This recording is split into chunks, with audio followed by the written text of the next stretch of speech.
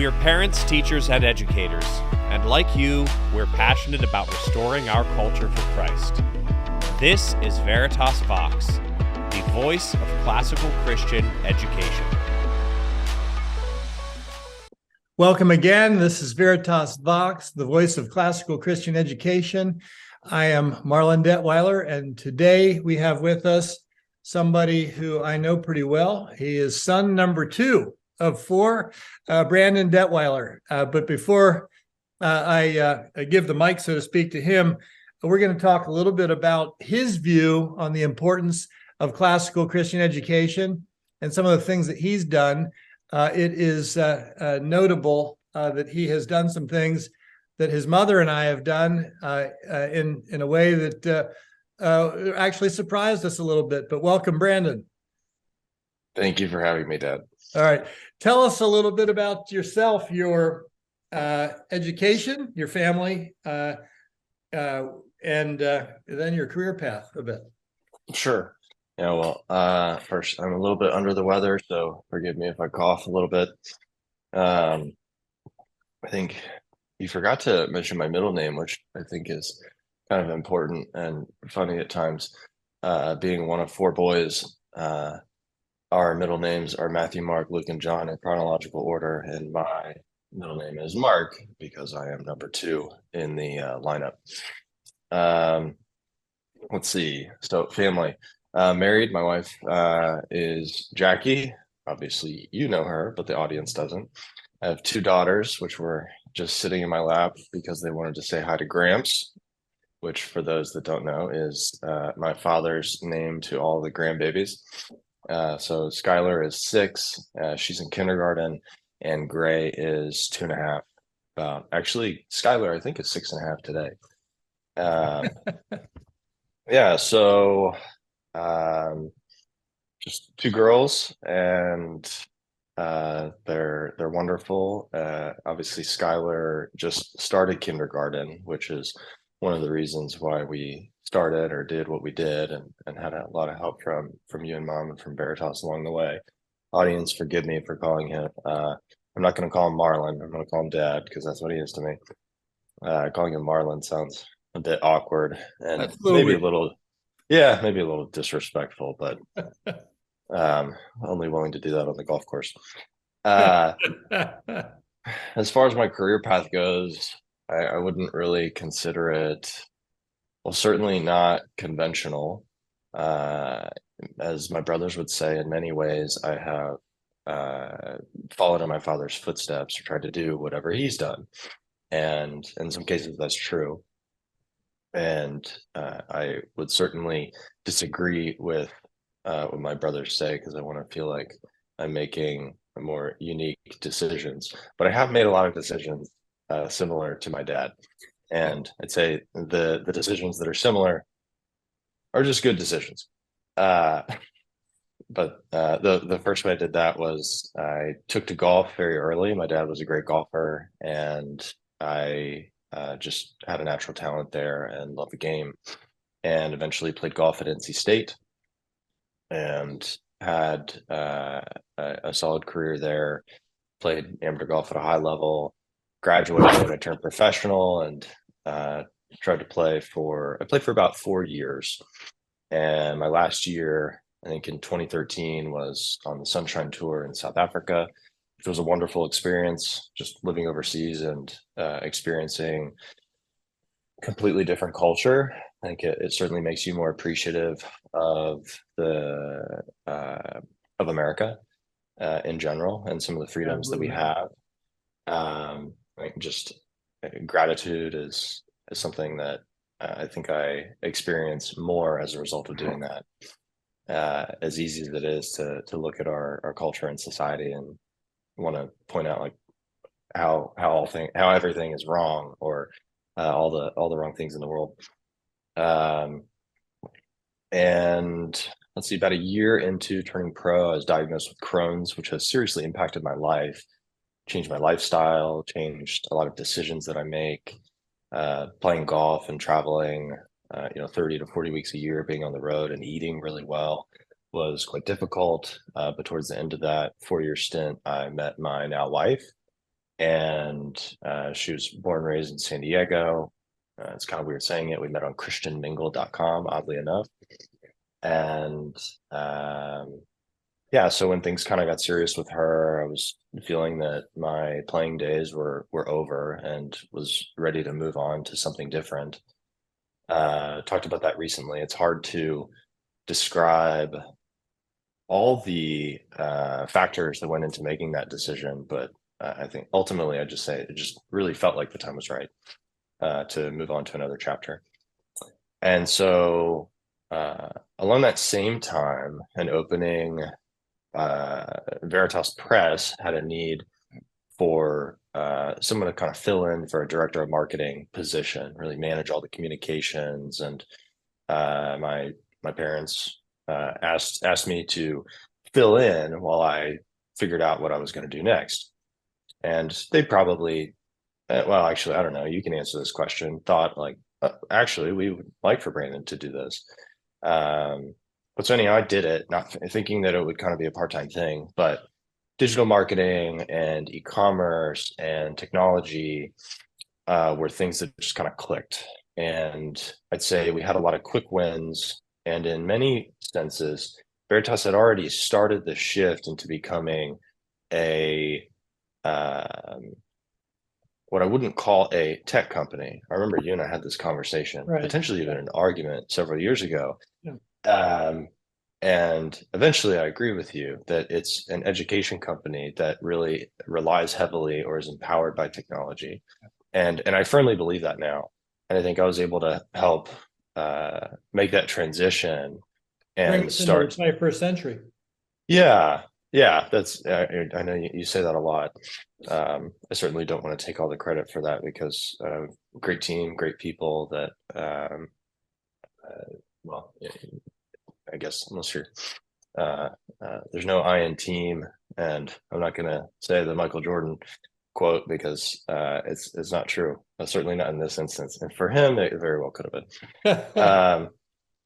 Yeah, so it just kind of clicked, and my folks asked me to come on full time, so I did, and Veritas continued to grow, which is wonderful. Not only was it fun, but it's also fulfilling because of the impact that Veritas has on people's lives, and I think more importantly on kind of early learning, K-12 kids. I think that's really where impact can be made.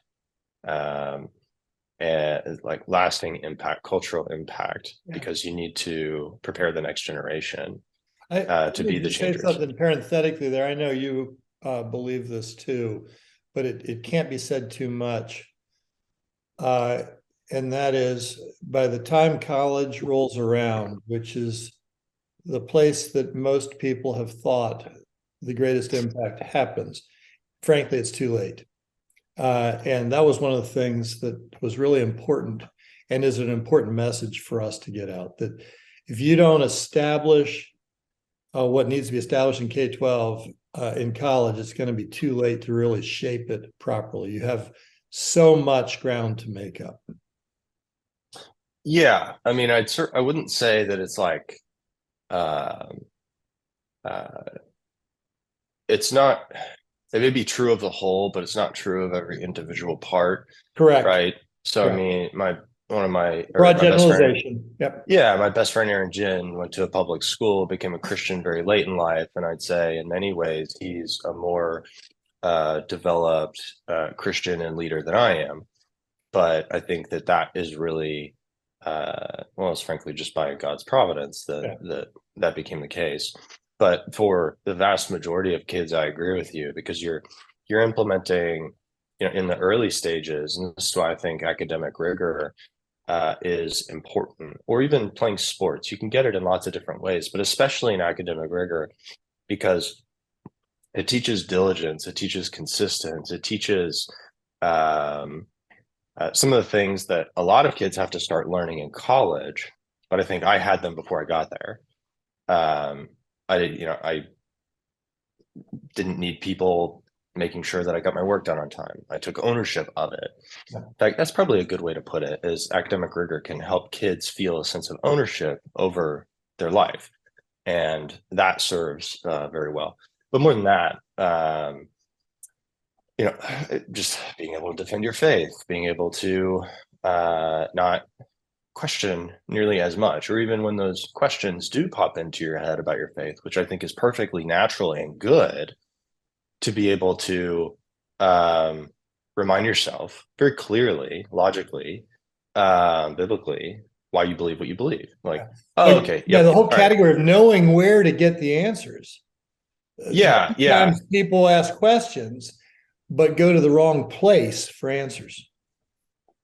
No doubt. And it's and that's just, that's especially true with your spiritual life and your faith, but it's also true of really every other category of life. Yeah. Work, vocation, family, parenting, like health, career. It doesn't matter. Knowing how to go about finding answers, figuring out solutions. I'd say that's kind of the goal of going through the final stage of the trivium, right? Where you leave, and not only can you formulate ideas, but you can think of new ideas and then back them up, or you can kind of troubleshoot and solve. And that's where, in coming into Veritas after being a professional golfer, I think I was able to move a lot faster and get things rather quickly as a result of the education that I was just given, because I was born into our family, right? I didn't choose it. You chose it for me. I'm grateful that you did that for me. There are things that I think I would have loved to be different, but now, having started what we started, I have far more empathy and understanding for you do the best that you can, right? Yeah. And so things that I may have been the not happy about in high school are very different. Produce all of the best options for sure. Yeah, but go ahead. I'm sorry, I didn't mean to catch up. Well, no. So I was going to say, just career-wise from there.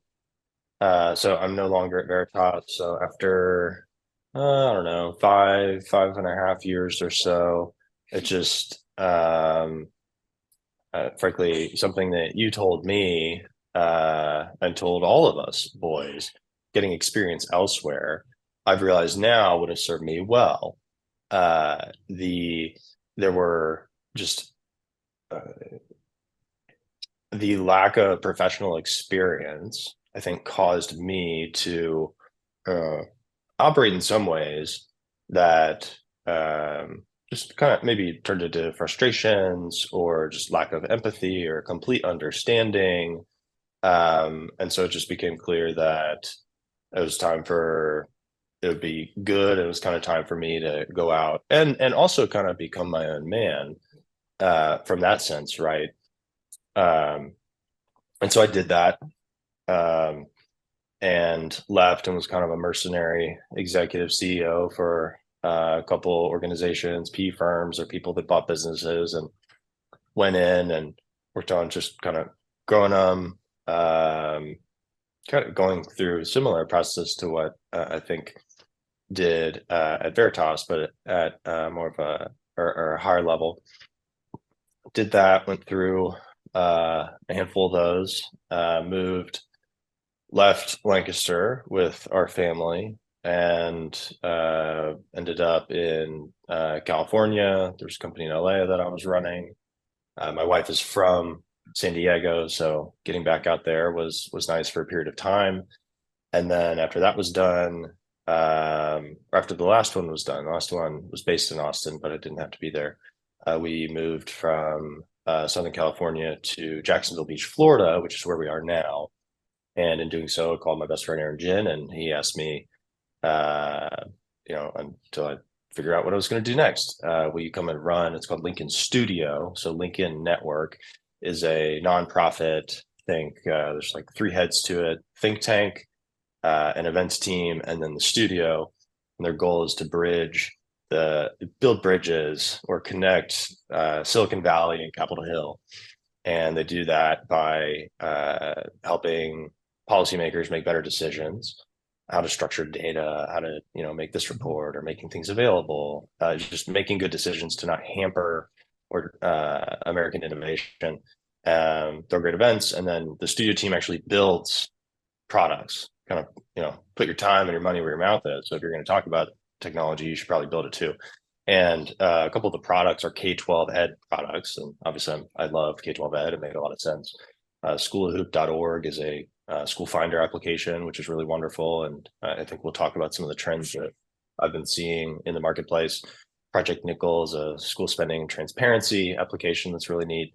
And did that, and then just a number of different things. I still have entrepreneurial itch, and always working on things and projects. But yeah, that kind of that's where we're at right now. And then when we moved to Jacksonville or Jacksonville Beach,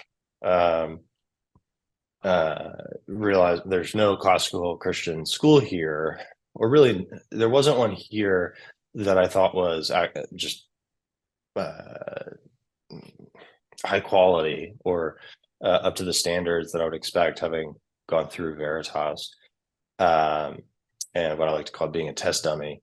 And so there are some good ones in St. Augustine. We thought about moving to the south side of Ponte Vedra and doing the commute, frankly, because I personally just don't want to live in St. Augustine. I think it's more of a just a personal thing, lifestyle thing. And we found a new church here, Christ Church Beaches, and March of last year, was it March? February? No, maybe February, end of February. We were at a Super Bowl party at our pastor's house. There's a family there, Dave and Jenny Stifter. And I had met Dave a couple times, but I don't think I had ever met Jenny. And she heard somebody introduced me to her, Marlin Detweiler, and she, instantly, are you, Marlin Larry's son? And to which I said, yes, I am. So it's not the first time that's happened to me. It certainly won't be the last time. And well, if it makes you feel any better, there are occasions where, especially in the golf world these days, oh, are you Brandon Detweiler's father? Yeah, no, that's true. I mean, that goes both ways. I'll still get not as often anymore, but yeah, no, something I'm proud of. Yeah, let's move into that. You're so you decided to start a school. Well, actually, I think this is relevant because Jackie and I are we're really trying to figure out how to get Skylar into one of the classical schools in St. Augustine. And started the application process. I'm literally looking at houses in the south side of Ponte Vedra. Meanwhile, we had already bought a house about 20 minutes in town. But I think, put your money where your mouth is. This is something that I feel very passionate about. I think Jackie will even go as far as saying, like, I'm very stubborn and inflexible here. And that's true. And I'm trying to do a better job listening. And making her feel heard. But so I was like, all right, we moved a year ago and we bought this house a year ago. I'm willing to move again. Like, that's how much I believe in it. And went as far as trying to find a private driver that would take her. It's about a 35 to 45 minute drive every day. And so as we're working through this, and I'm becoming more and more convinced, like, this is not great, but I'm willing to do it because it's worth it. We're at the Super Bowl party, and Jenny, I said, she said, are you Marlin and Laurie's son? To which I said, yes. And honestly, I think these were like the first words out of her mouth after that. Said, a lot of my friends have been asking me to start a classical Christian school. You should do it. Or no, I don't even think she said you should do it. I think she said you need to do it. And I looked at her and I said, verbatim, I said, not a chance.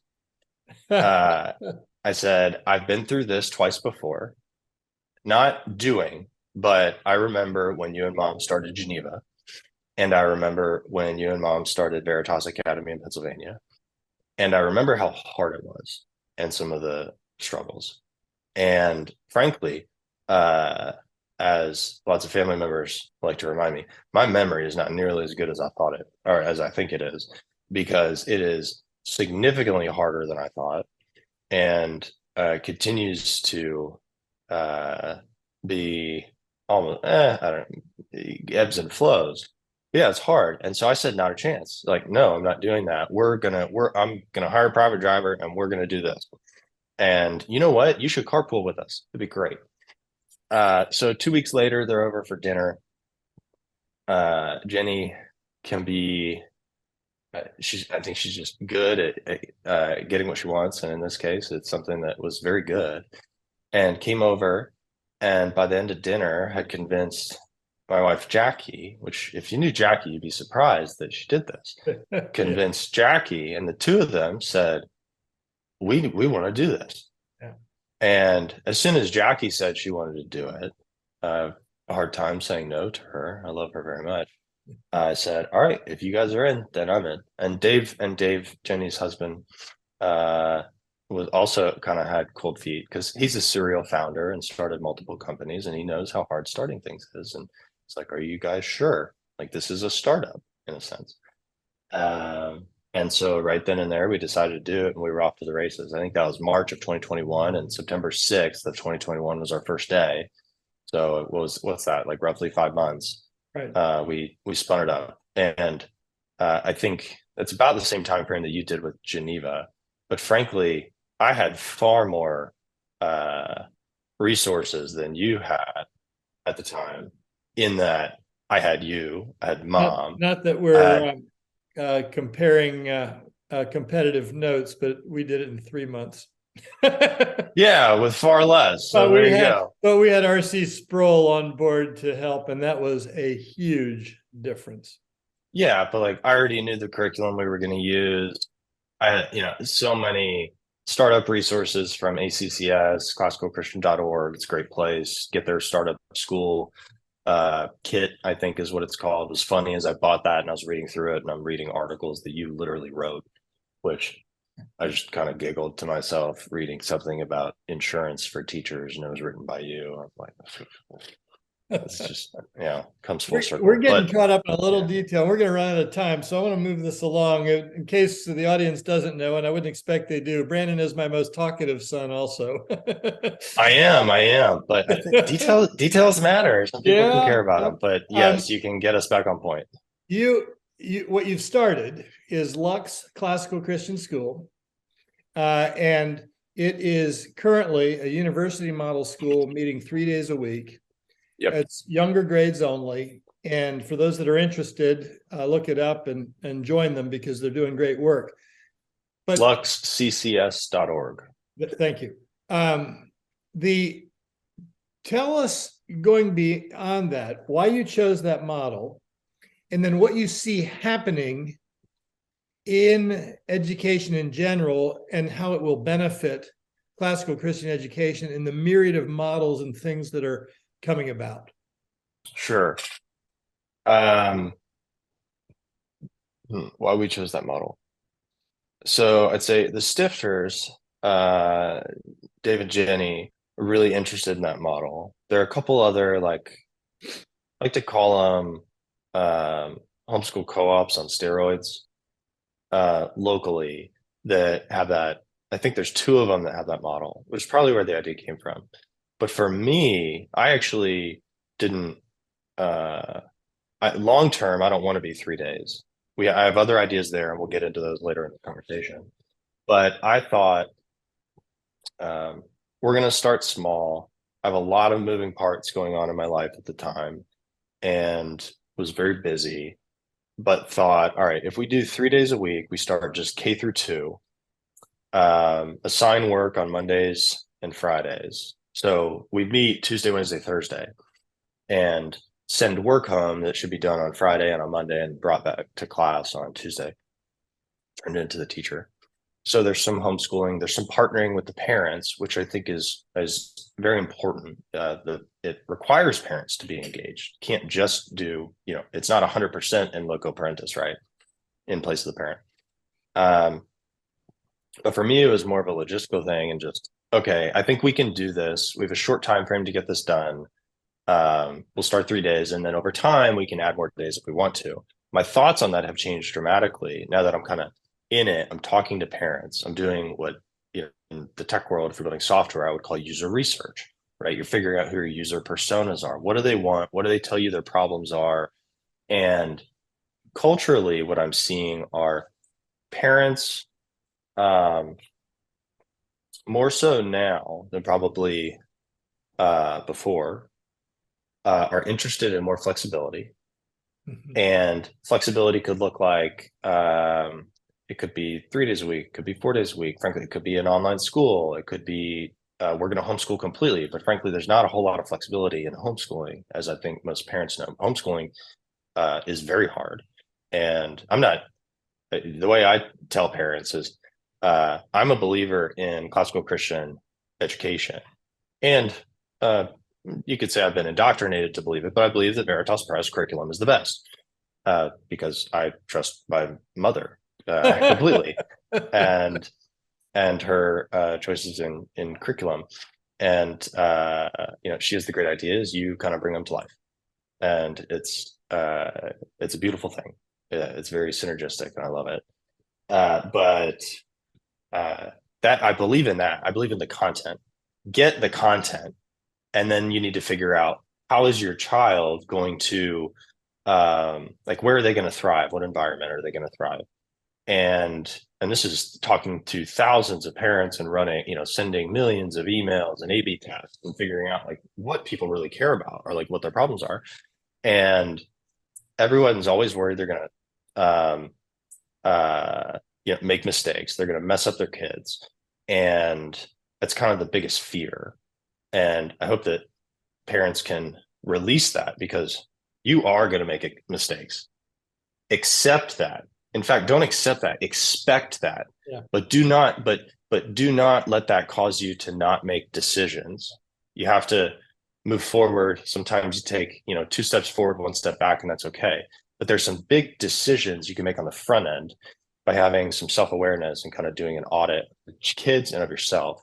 It's like, what environments do your kids thrive in? Our oldest daughter, Skylar, much like me, and Gray, our youngest, will be the same.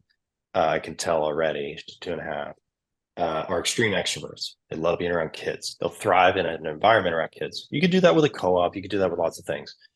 But then I always say, for mom, because 99, probably 0.9% of the time, mom is the one at home doing teaching, on a consistently, routinely.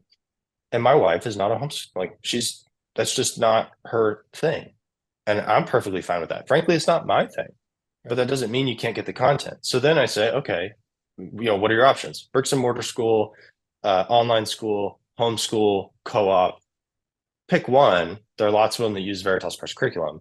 And so for us, it just happened to be the hardest thing, bricks and mortar. And there wasn't one here.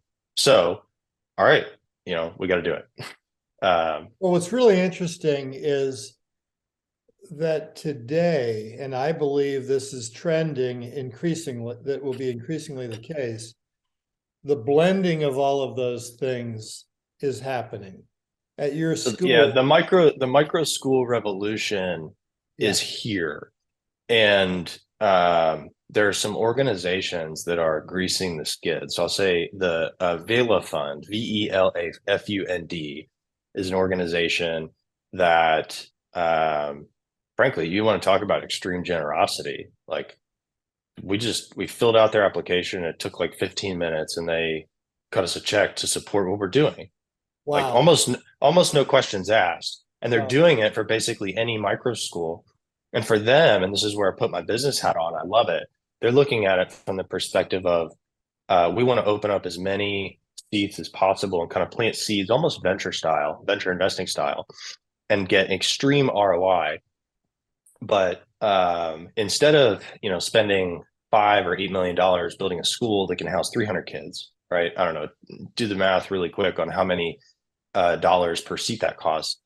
They realized, well, there's this family that the only reason they can't have 15 kids and do a micro school at their house because they have an extra large, I don't know, barn per se, is they need to spend $15,000 or $10,000 on a fence to keep the kids in an area, like small kids, safe. Cool. Let's pay for that. Guess what? You just spent, 10 grand and you created 15 seats. That's crazy ROI. And so that's kind of the way they're looking at it. And there will be lots of failures, but I think that the wins they'll be exponential and will be really impactful. And I think that's a really cool thing. Well, as you know, we've worked with you, and this is one of the things that we're really focused on at Veritas, and that is leveraging technology for delivery. Mhm.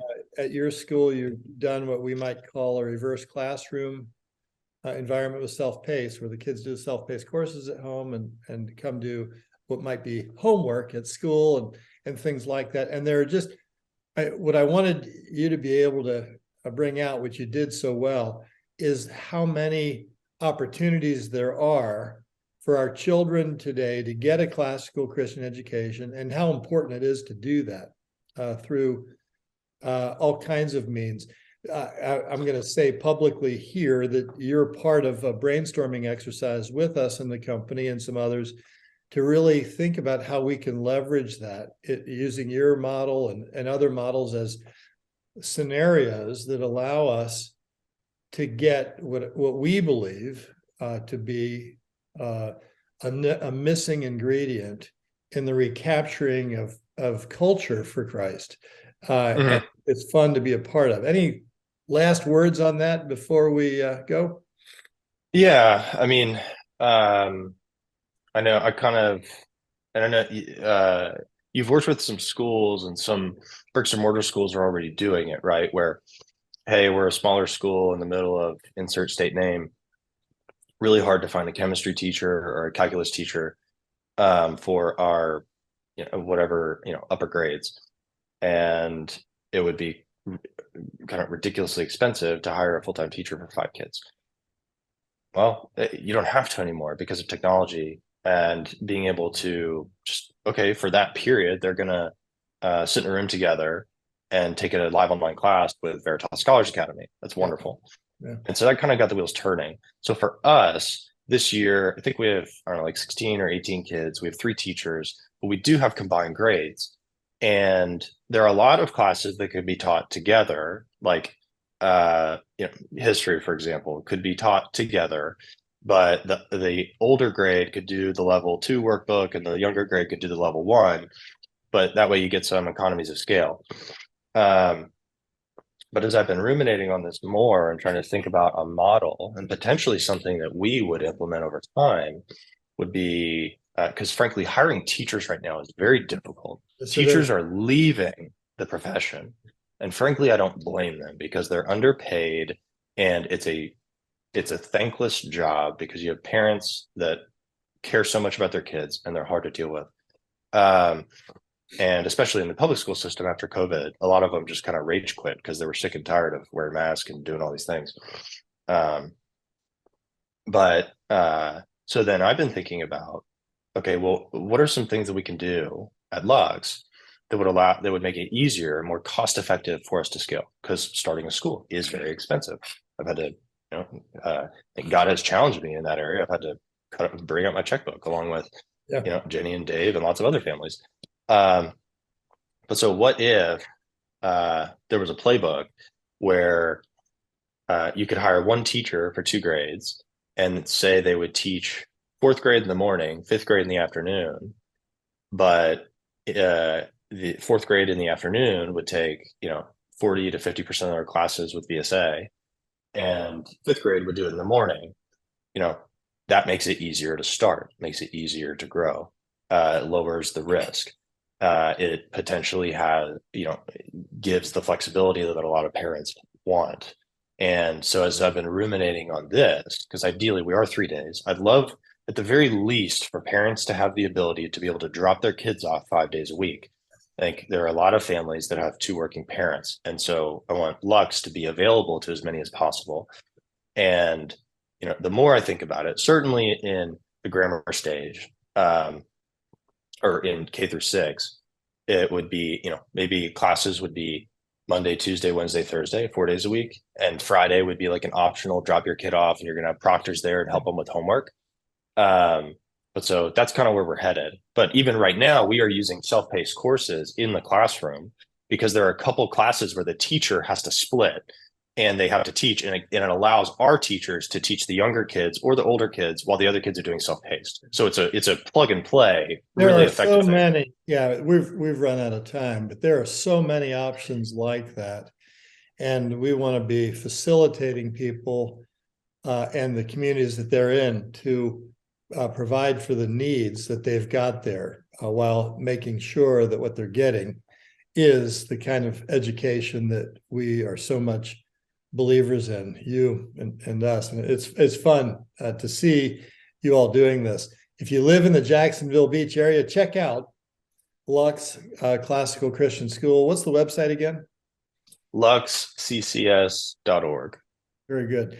Brandon, thank you. As you can imagine, it is very heartwarming to see a kid stepping into footsteps and standing on shoulders and going further up and further in. Thank you, folks, for joining us for this episode of Veritas Vox, the voice of classical Christian education. Thanks, Ed. Love you.